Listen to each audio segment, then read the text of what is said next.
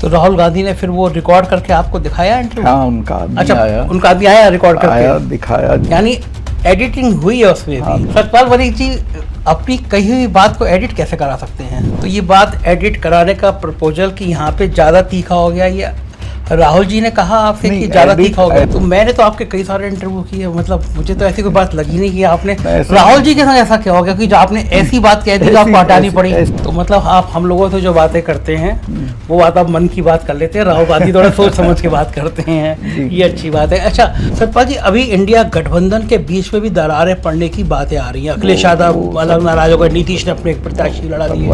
एक बात होती है कि लोग कहते हैं कि मायावती को भी इंडिया गठबंधन में शामिल कराना चाहिए, आप इसके पक्ष में हैं। बयान ऐसे कमलनाथ कहते हैं कौन अखिलेश वो अखिलेश। मेरी कम्युनिटी 4 स्टेट में मिलिटेंट है, इनको गांव-गांव में ठोक देगी। 2024 में आप क्या देखते हैं? फौज से डरते हैं कि फौज रिएक्ट करती है, रिएक्ट कर सकती है, तो फौज को निष्प्रभावी बना रहे हैं। अग्निवीर होने के बाद लोग जा ही नहीं रहे, उसमें विश्व भ्रमण करेंगे, नए नए कपड़े बनाएंगे, मजे करेंगे, उनको कोई समाज का तो भला करना नहीं है।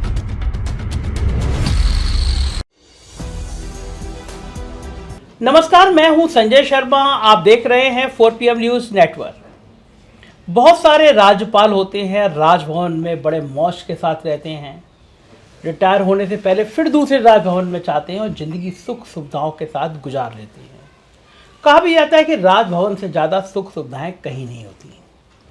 मगर जब कोई गवर्नर ऐसा हो जिसके सिर पर सच बोलने का जुनून सवार हो, जो सच्चाई की बात कर रहा हो, जो सत्ता का सच आपको दिखा रहा हो, तो फिर क्या होगा उसके साथ? वही होगा जो सतपाल मलिक जी के साथ हो रहा है।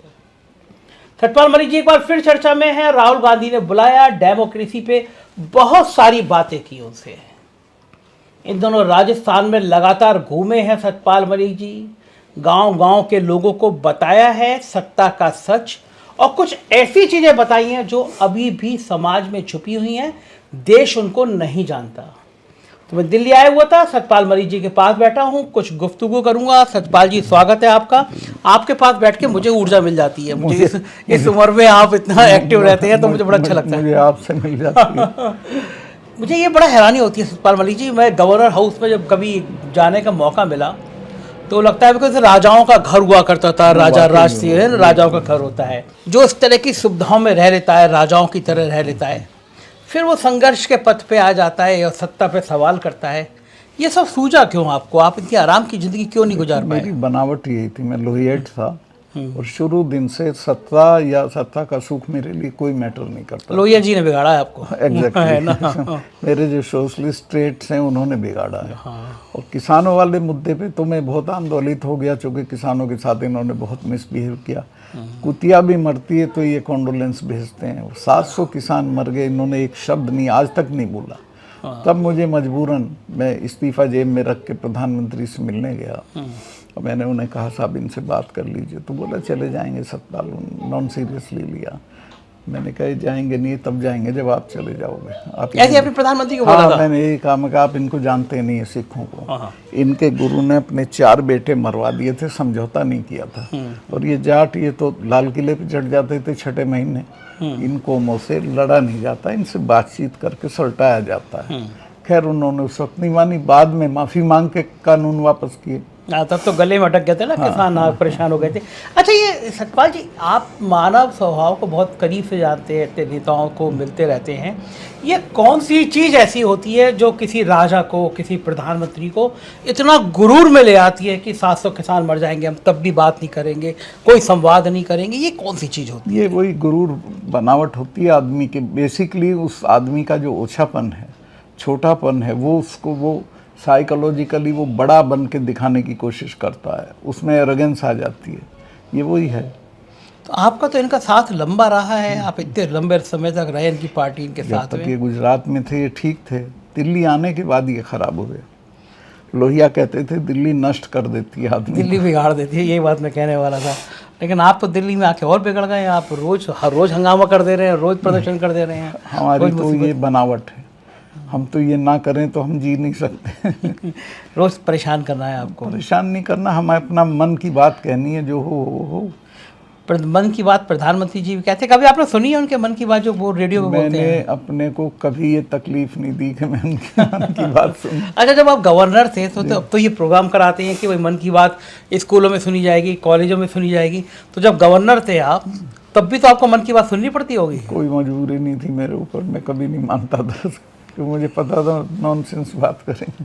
अच्छा, ये आप कई राज्यों में गवर्नर रहे और ये आपके तेवर जानते थे, तो इन्होंने पंगा क्यों लिया, गलती क्यों करी आपको गवर्नर बना के? इनको पता नहीं था कि आप नहीं, गलती नहीं की थी इनका। ये अगर ये गलत काम ना कर रहे होते और मैं उनको टोकता तो ये उस पर एक्ट करते तो इन्हें फ़ायदा होता। इन्होंने गलती ये की कि उसको अदरवाइज ले गए। ये किसानों वाले में अगर ये एक्ट करते तो इन्हें फ़ायदा होता किसान वर्गों में, लेकिन ये घमंड में वो कर गए रिएक्ट। वो लाइन मानी नहीं कि निंदक नियरे राखी आंगन कुटी छवा, है ना वो exactly. आलोचना करने वाले। अच्छा, ये गुरूर तो खैर आ जाता है, लेकिन इधर कन्वर्ट हो गए आप, कांग्रेस से मिल गए और राहुल गांधी के संग आपने बड़ी चाय पकौड़ी की बातें करी आप लोगों ने। कांग्रेस या कोई पार्टी में नहीं हूँ, ना जाऊँगा, ना कोई चुनाव लड़ूंगा मैं। राहुल गांधी एक डिसेंट लड़का है, लड़का क्या अब तो नेता है अपनी पार्टी का।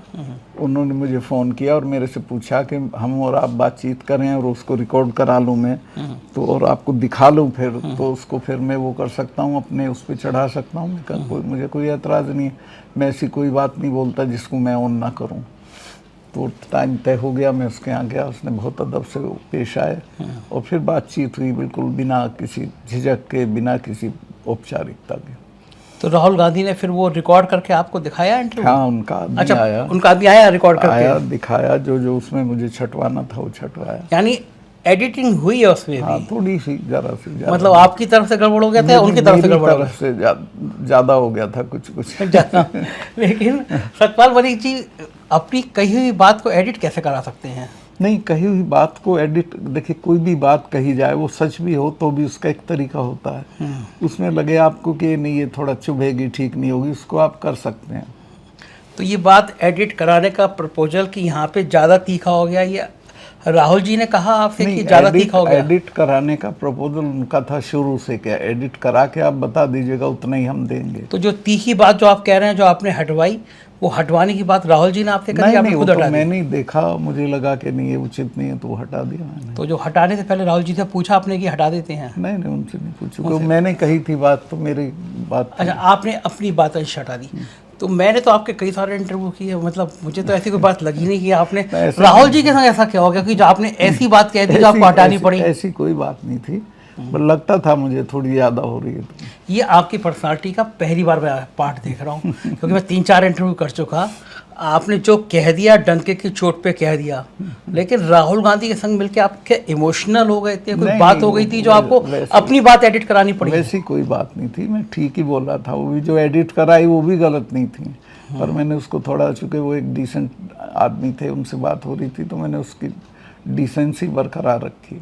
तो मतलब आप हम लोगों से जो बातें करते हैं वो बात आप मन की बात कर लेते हैं, राहुल गांधी थोड़ा सोच समझ के बात करते हैं, ये अच्छी बात है। अच्छा, आपकी ये राहुल से पहली मुलाकात थी? हाँ, पहली मुलाकात। कितनी देर रहोगे आप राहुल गांधी के साथ? 40 मिनट। 40 मिनट आप वो साथ रहे। राहुल गांधी की सबसे अच्छी, सबसे प्रशंसनीय बात कौन सी थी और कमी क्या थी उनके अंदर? देखिए, उनकी सबसे प्रशंसनीय बात ये थी कि वो बहुत शिष्ट हैं, बहुत स्वीट हैं और बहुत समझ के बात करते हैं, कोई दाएं बाएं की बात नहीं करते। और मुझे कुछ भी ऐसा नहीं मिला कि मैं मशवरा दूँ ये वो ठीक कर लें। He was perfect, is a wonderful person. एक नेता के रूप में आप मानते हैं कि राहुल गांधी परिपक्व नेता है? 100% कामयाब होगा और उसमें बहुत बहुत ज़्यादा परिपक्वता आई है। ये जो सैकड़ों करोड़ रुपए खर्च किया गया कि वो पप्पू है, वो सब फेल हो गया। वो यात्रा के बाद राहुल गांधी बहुत ऊंचाई पे चले गए।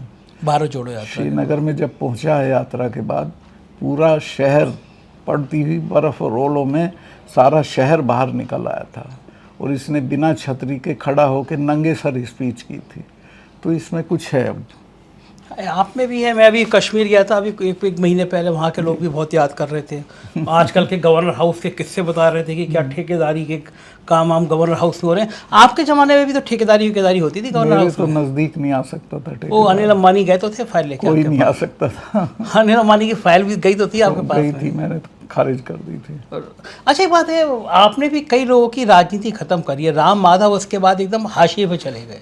लेख तो लिखते हैं आजकल, लेख ही लिखते हैं, बाकी एक्टिव संघ ने उनको एक्टिव नहीं रखा। करना नहीं चाहिए, बदनामी का काम किया उन्होंने। राहुल गांधी ने इंटरव्यू खत्म होने के बाद कुछ चर्चाएं इस तरह की भी करी कि जो इंडिया अलायंस बन रहा है इसमें नेतृत्व कांग्रेस करे या फिर कोई क्षेत्रीय पार्टी का नेता। ये सब कोई बात नहीं है, राजनीतिक कोई उस तरह की बात नहीं है हमारे बीच में, कोई पॉलिटिकल बात नहीं है। कोई तो political आपके बात पास तो इतनी राजनीतिक समझ है, आप लोहिया के साथ रहे हैं, तो आपने कोशिश नहीं करी कुछ लाइन देने की कुछ, क्योंकि इंडिया गठबंधन के नेता भी। मुझे राहुल परफेक्ट लगे, इसलिए मैंने कोई मशवरा नहीं दिया।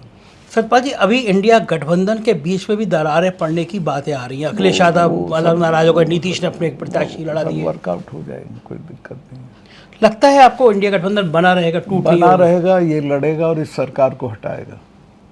इस सरकार को हटा देने पे कॉन्फिडेंस लग रहा है? 100%। मैं तो देश भर में घूम रहा हूँ, मैं आपको स्टेट वाइज बता सकता हूँ क्या रिजल्ट होगा।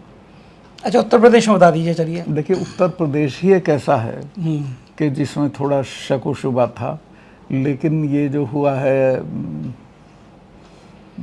यहाँ मेयों की क्या एरिया है, नूह के दंगे के बाद हरियाणा के जाटों ने जो स्टैंड लिया खापों ने कि हमारा तो इनसे कोई झगड़ा नहीं है, उसका असर अब बागपत और मुजफ्फरनगर में जो जाट कम्युनल हो गया था वो वापस आ गया है, तो वहाँ भी बहुत अच्छा रहेगा। एक बात होती है कि लोग कहते हैं कि मायावती को भी इंडिया गठबंधन में शामिल कराना चाहिए, आप इसके पक्ष में हैं? देखिए, मायावती आ जाएं तो वो आदर्श स्थिति है, पर मैं उनकी मजबूरियां नहीं जानता क्या है, उन्हें आ जाना चाहिए, और वो आएगी तो उनका कद है उतना उनको सम्मान मिलेगा। आपको लगता है इस अलायंस में मायावती आ जाएंगी शामिल? क्योंकि लोग कहते हैं बीजेपी के पक्ष में ही काम करती हैं वो, जो बीजेपी के नेता हैं वो मान लेती हैं उनकी बातें, ऐसे लोग कहते हैं। मुझे नहीं लगता कि वो आएंगी। नहीं आएंगी। तो अगर ये अलायंस बनता है, समाजवादी पार्टी, कांग्रेस, बसपा और भाजपा अलग अलग लड़ते हैं? नहीं, अलग अलग नहीं लड़ेंगे, समाजवादी, कांग्रेस और बाकी लोग मिलके लड़ेंगे सब। सपा कांग्रेस लोकदल में बड़ा बड़ा मोटा मोटा मान लेता हूँ, दूसरा एक ताकत बसपा की होगी, तीसरी ताकत बीजेपी की होगी। तो उन स्थिति में बीजेपी कमजोर कैसे हो जाएगी? बीजेपी तो फिर ताकत में नहीं, रहेगी। बिल्कुल कमज़ोर हो जाएगी। सपा और कांग्रेस के मिलने के बाद एक तो माइनॉरिटी का वोट बिल्कुल डिवाइड नहीं होगा, अपर कास्ट का वोट डिवाइड नहीं होगा, किसानों का वोट डिवाइड नहीं होगा, और बीजेपी पे कुछ बचेगा ही नहीं, कम्युनलाइज नहीं कर सकती है बीजेपी। जो तेवर कांग्रेस के और अखिलेश के बीच में दिखाई दे रहे हैं, उसमें ये संभावना भी लग रही है कि ऐसा ना हो कांग्रेस और समाजवादी पार्टी अलग अलग लड़ जाए। नहीं, साथ लड़ेंगे। साथ लड़ेंगे। इस साथ को लड़ाने के लिए, साथ लाने के लिए कौन से नेता ऐसे हैं जो दोनों के बीच बातचीत कराएंगे? क्योंकि बयान ऐसे कमलनाथ कहते हैं कौन अखिलेश, वो अखिलेश, उत्तर प्रदेश में कांग्रेस का अध्यक्ष अलग बयान देते हैं। That was in bad taste, नहीं करना चाहिए ऐसा। अखिलेश इज ए लीडर, बड़ी कम्युनिटी का नेता है, कई जगह वो कम्युनिटी है स्टेट्स में, और मुलायम सिंह जी की उसके पास विरासत है, तो ही इज ए लीडर, उसके लिए ऐसा नहीं बोलना चाहिए कमलनाथ जी को।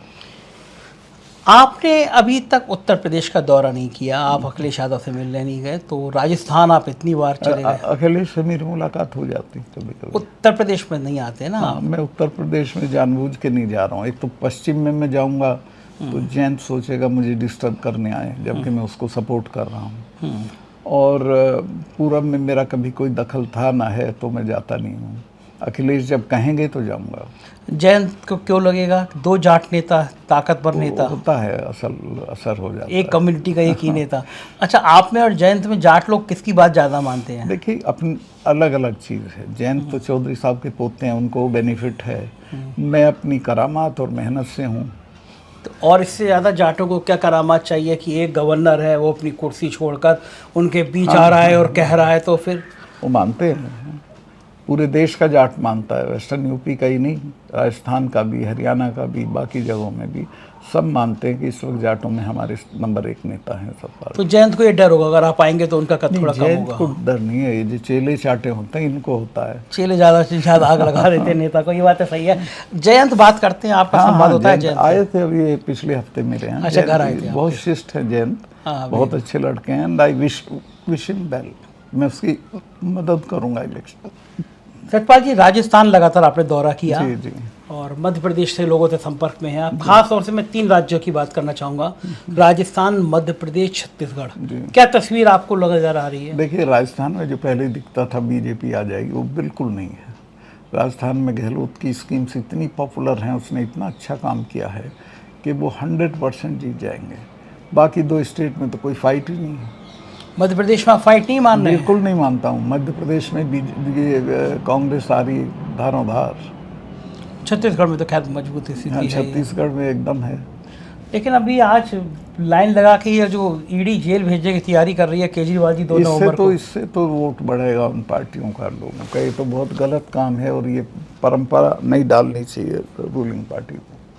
अच्छा, करते हैं। आज राहुल जी ने प्रेस कॉन्फ्रेंस करी, अखिलेश जी ने करी कि हमारे फ़ोन टेपिंग की एप्पल ने सूचना दी, नेताओं को जेल भेज रहे हैं, फ़ोन टेप करा रहे हैं। ये सरकारें कब किन हालातों में करती हैं? ये सरकारें जब पागल हो जाती हैं, इस वक्त इस सरकार को लग गया कि हम हट रहे हैं, इसको गांव में बोलते हैं चला चली का माहौल हो गया है, तो उससे घबरा के करती हैं, ये कर लो, शायद इससे कुछ हो जाए। कुछ नहीं होना। अब सतपाल जी, जब ये नेताओं के जेल जाने का दौर शुरू होता है तो आपको डर नहीं लगता कि नंबर अब आपका भी आ जाएगा? नहीं, मैं तो बहुत बार जेल गया हूँ, फिर चला जाऊँगा। मुझे तो इन्होंने कोशिश की थी जेल भेजने की, लेकिन इन फीडबैक नीचे से आया कि नहीं, नुकसान हो जाएगा। मेरी कम्युनिटी 4 स्टेट में है, मिलिटेंट है, इनको गांव-गांव में ठोक देगी, तो मुझे नहीं भेजेंगे। कोशिश कैसे करी थी इन्होंने? कोशिश की थी बीच में। एक बार मेरे यहाँ खाप नेता आ रहे थे खाने के लिए, मेरे जगह नहीं है, तो मैंने बाहर एक सेक्टर 12 है, सेक्टर 12 के लॉन में शामियाना लगा लिया, खाना बनने लगा। तो पुलिस आ गई, डीसीपी, एएसपी, ये सब, और उन्होंने कहा नहीं साहब, यहाँ हम नहीं करने देंगे आपको, और चलिए आप। मैं कहा चलो। मैं चल दिया थाने में, मेरे साथ लोग थे, वो भी चल दिए। हम थाने में पहुँच गए, इसके RK पुरम के। वो खबर पहुंच गई सब जगह, तो हम जैसे बागपत से बसें भर भर के चल दी, लोग चल दिए। कंडेला में सड़क रोक ली लोगों ने, तो इनको खबर आई कि तो रिएक्शन हो गया है, तो इन्होंने फ़ौरन 1 घंटे के अंदर क्लैरिफिकेशन दे दिया कि he is not under arrest. वो ऐसे ही आए थे थाने में, खाना खा रहे हैं। कहा भाई खाना बनाओ भाई, चलो। कि नहीं, खाना बन रहा है, खाना खा के चले जाएंगे। तो इन्होंने देखा कि नहीं, इन पे हाथ मत डालो। मुझे आपका वो दौर याद आ रहा है, टिकैत साहब आ गए थे एक बार ही सामने दिल्ली में, यही खाना बनना शुरू हो गया था ना, वोट क्लब पे शुरू हो गया था। जाट लोग तेज होते हैं, सरकारों को डरा लेते हैं। नहीं, जाट मिलिटेंट होता है, लड़ना जानता है, लड़ता है, जुझारू होता है। कौन सी ऐसी नीति है प्रधानमंत्री जी की या भारतीय जनता पार्टी की या सरकार की जो लोगों को सबसे ज़्यादा परेशान कर रही है, नाराज़ है लोग, चुनाव में उसका नुकसान उठाना पड़ सकता है? एक तो इनकी किसानों के विरुद्ध हैं ये। इन्होंने MSP आज तक लागू नहीं किया। जब वो कानून वापस किए थे तब कहा था हम MSP लागू करेंगे, नहीं किया। उससे नुकसान हो रहा है किसान को। देखिए, उसका मैं सिद्धांत बताता हूँ MSP का। MSP का मतलब ये है कि ये दाम है, इससे नीचे अगर बाज़ार में गिरेगा तो सरकारी खरीद कर लेंगे। वो नहीं कर रहे हैं, और उसका नतीजा ये हो रहा है कि हर साल किसान जो फसलें पैदा करता है उसका दाम उस हिसाब से नहीं बढ़ता जो चीज़ें वो खरीदता है। लिहाजा वो हर साल गरीब हो रहा है, उसकी परचेजिंग पावर कम हो रही है। वो बड़ा मुद्दा है जो चुभता है, और उस पर ये मौन है एकदम। और उसका रीज़न ये है कि अडानी ने बहुत बड़े पैमाने पे चावल और गेहूं खरीद के पानीपत में अपने गोदामों में डाल दिया है, और वो जब महंगा हो जाएगा तब वो बेचेगा। तो उसको फ़ायदा पहुंचाने के लिए MSP लागू नहीं कर रहे हैं। MSP लागू नहीं होगी तो किसान कभी सेटिस्फाइड नहीं होगा इनसे। अग्निवीर योजना लाई थी खासतौर से जाट। तो देखिए, ये खेती को ख़त्म करना चाहते हैं कि किसान खेती से हट जाए और फिर हम इसको कॉरपोरेट को दे दें। ये फ़ौज को भी ख़त्म करना चाहते, क्योंकि फ़ौज से डरते हैं।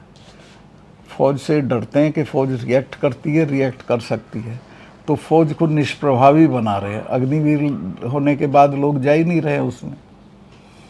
सतपाल जी, ये एक कॉमन सी बात कही जाती है, एक आम आदमी कहता है ये लोग जादूगर हैं, कुछ भी कर लेंगे। फिर आपके बयान को लोग कोट करते हैं कि पुलवामा, वो आप गवर्नर थे ही थे। लेकिन एक बयान और बड़ा कंट्रोवर्शियल आपने दे दिया, कुछ आशंका व्यक्त कर दिया आपने कि चुनाव से पहले कुछ बड़ी घटनाएं हो सकती हैं। कुछ भी कर सकते हैं। देखिए, इन्होंने, आप देखें, इन्होंने गुजरात में क्या क्या नहीं किया। हिरेन पांड्या मरवाया कहा जाता है, उसके बाप कह रहे, मैं नहीं कह रहा हूँ। और इन्होंने अपने जितने सामने के लोग हैं उनको बर्बाद कर दिया। अडवाणी जी से आदमी को बर्फ में लगा दिया, तो ये अपने राज्य में रहने के लिए कुछ भी कर सकते हैं। कैसे निपटेंगे? राहुल गांधी तो बड़े सॉफ्ट से नेता हैं, वो इनकी इस तरह की चीज़ों से कैसे राहुल गांधी निपटेंगे? की लड़ाई नहीं है इनसे, जनता की लड़ाई, जनता लड़ेगी इनसे। आखिरी सवाल, 2024 में आप क्या देखते हैं? 2024 में मैं सेफली कह रहा हूँ, Narendra Modi will be no more. NDA की सरकार आ सकती है? किसी की भी आ सकती है। एनडीए की आ सकती है, तो फिर कौन होगा बीजेपी का चेहरा? ये मुझे नहीं, बीजेपी का, एनडीए की तो नहीं आएगी। एनडीए की नहीं आएगी, इंडिया की आ सकती है। अच्छा, आपको क्या लग रहा है एनडीए गठबंधन कितनी सीटों तक पहुंच सकता है? ये 150 सीट के आगे नहीं है। ये ज़्यादा कम कर दिया आपने। नहीं, 200 से तो ऊपर है ही नहीं। 200 तक मुझे बीजेपी के बड़े नेता कहते हैं कि सतपाल भाई इनको 200 पे सरका के ले आओ, फिर हम ही हटा देंगे। अच्छा, अगर एक बड़ा वैसा सवाल है, लोग बड़ा जानना चाहते हैं और आपको ज़्यादा अनुभव होगा कि अगर आपकी बात सही है, नरेंद्र मोदी जी प्रधानमंत्री नहीं रहे, फिर क्या होगा उनका? उन पे बहुत सुविधाएं हैं, अडानी उनके डिस्पोजल पे है, वो विश्व भ्रमण करेंगे, नए नए कपड़े बनवाएंगे, मज़े करेंगे। उनको कोई समाज का तो भला करना नहीं है। साधना करेंगे जैसे केदारनाथ वगैरह में अरे जाते हैं। किसका क्या साधना, उनकी क्या मतलब है साधना से? केदारनाथ में जाते हैं, ध्यान वो लगाते तो सब शूटिंग की चीज़ होती है, दिखावे की चीज़ होती है। हैं। ये थे सतपाल मलिक जी, बात बहुत रोचक करते हैं, बहुत चुभती हुई करते हैं और सच के बहुत करीब करते हैं। इनका दावा है किसी भी स्थिति में एनडीए 200 से ज़्यादा नज़र नहीं आएगा, इससे ज़्यादा नहीं आएगा। राजस्थान, मध्य प्रदेश, छत्तीसगढ़ में भाजपा हारेगी, ये इनका दावा है। मेरा आपसे अनुरोध है, इस इंटरव्यू को कैसा लगा आपको, अपनी राय से ज़रूर अवगत कराइएगा। शुक्रिया, थैंक यू।